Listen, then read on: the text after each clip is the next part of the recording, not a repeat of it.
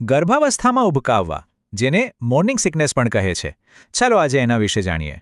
લગભગ 75% સગર્ભાર સ્ત્રીઓ આનો અનુભવ કરે છે. તો આ એકદમ સામાન્ય વાત છે. ભલે આ તકલીફ આપે પણ સારી વાત એ છે કે એનાથી બાળકને મોટે ભાગે કોઈ નુકસાન નથી થતું. પણ શું આ ખરેખર ખાલી સવારમાં જ થાય છે? આ નામ થોડું ગેરમાર્ગે દોરનારું છે. હકીકત એ છે કે લગભગ 80% સ્ત્રીઓને આખો દિવસ ઉબકાની સમસ્યા રહી શકે છે. સામાન્ય રીતે આ પહેલા અને બીજા માસિક ચૂકી જવા વચ્ચે શરૂ થાય છે. પણ સારા સમાચાર એ છે કે 14 અઠવાડિયા સુધીમાં 50% સ્ત્રીઓને રાહત મળી જાય છે. સારવારનો હેતુ ઉબકાને સંપૂર્ણપણે મટાડવાનો નથી, પણ તેને ઓછા કરવાનો છે, જેથી રાહત મળે.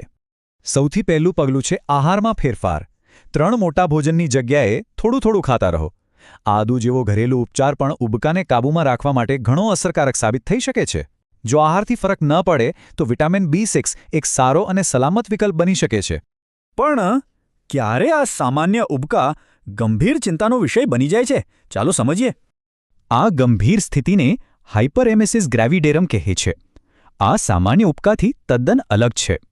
એનો સૌથી મોટો સંકેત એ છે કે કંઈ પણ ખાવા પીવાનું પેટમાં ટકતું જ નથી. જો આવું થાય તો તાત્કાલિક ડૉક્ટરની સલાહ લેવી ખૂબ જ જરૂરી છે. શું સામાન્ય છે અને શું ચિંતાજનક એ સમજવું એ ગર્ભાવસ્થાની સફર માટે ખૂબ જ મહત્વનું છે.